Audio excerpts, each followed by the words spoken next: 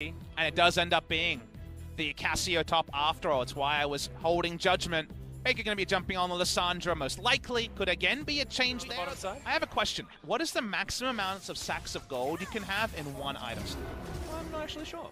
Mini stun there on Amada here on the bottom side as Deft is trying to stack up this passive. One more auto will get there. Oh! There's the flash in from Clid, and Tucson is already dead. That is what we call some clean play. Clid back on the Jarvan. He played over in China, but hasn't played in the re-debut. Jungle Jax was Q onto a ward and then flash with the Counter-Strike up. So he's still got so much chase There's the flash here. chain coming in as Faker is going to get stunned up. Counter-Strike's going to mean another one, and the auto picks it up for Pawn. Didn't even need a ward to pull off that one. You can EQ onto a ward flash as the Jax largely being avoided by Pawn. Pawn picked up most of it beforehand as the chain. It's going to activate yet again. We get a Mimic to one as well. Two chains! And that's the solo kill. Pawn. He's someone that's been able to do it in the past, and he does it again in 2019. People always remember Pawn versus Faker differently. People talk about how it was always Pawn. Other people remind you that it was often Faker. This time it's Pawn in the mid lane. Question marks on Pawn as Kuz turns up top side, and Khan's already taking a lot of damage. The disdain to go forward as Khan, I don't think he's going to be able to get it. The ultimate, I believe, even missed onto Rascal, and Kingzone get a free one. Only one angle the jungle could come through that Khan wouldn't sing on the harassment. That's why his CS numbers are lower than you might expect. It's all intentional. It's all patch 9.3 with no hotfix. Don't try this at home. And speaking of don't try this at home. Yep, Khan is just going to die, pretty sure. No, he doesn't. He manages to pick up the Rift Herald as well and grabs the kill because the ultimate was there before. It looked like lunacy, but in the end, it was genius. And another debate. That's the first item purchase, 20% CDR, working towards 100 AD. Meanwhile, Ezreal's power farmed with Klepto, as only Ezreal can. No sighting of a Frostbite. Pick can solo down slowly onto this cloud. I've seen some Cinderhawk, Jarvan. And then we cut the video as Faker's going to take a voice. We only get 30 seconds, remember, otherwise the copyright people come. Well, Khan's actually in a pretty decent position for a flank here as Pawn moves on over.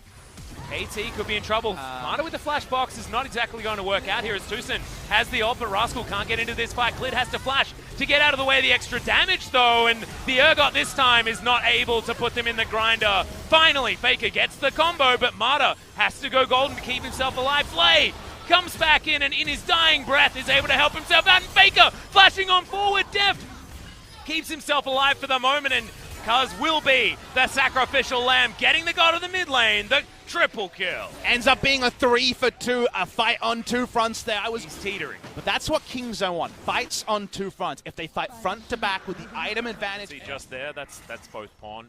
You got in one go. Not your trinket.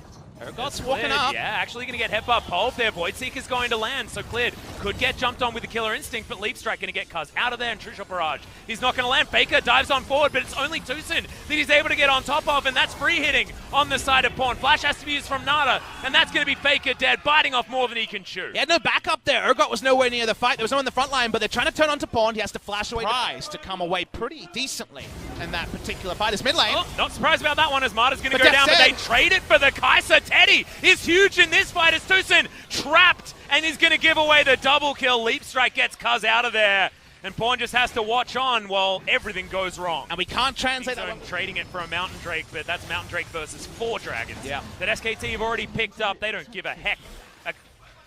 I was going to use a swear word. You can say hell, it's fine. All right.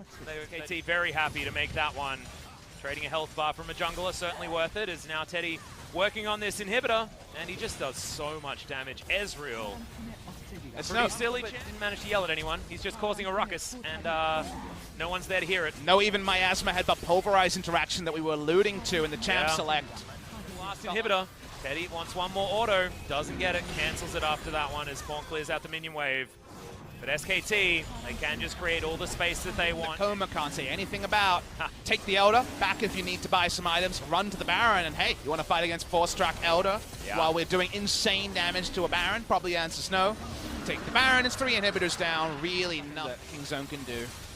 I think that's the right call on the Killer Instinct because you just throw it all out there and see if anything will stick, and of course the answer is no. So insanely tanky and a Thresh in his pocket.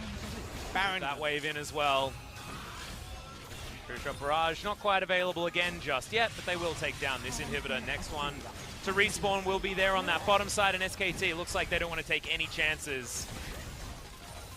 want to be able to usher in these minions as quickly as possible. Def now doesn't have a lot of wave clear options with the Infinity Edge now built up. Not the biggest range here, so you can see the last bit here, but is engaged. Oh yeah, Glitz is going to dive on forward, has himself the combo with Marta's Lantern, which is a cute one. They get the ultimate out of Tucson for their trouble, but that's going to give them a lot of damage onto these structures.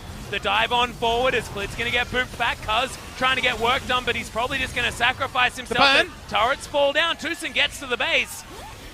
Def still alive for the moment, but they're just focusing on the Nexus. Faker should be able to get that one done, and Kingzone just watch as their base falls apart. Looked very similar to our first game, and who's going to be able to do it in game number 3. But it was so much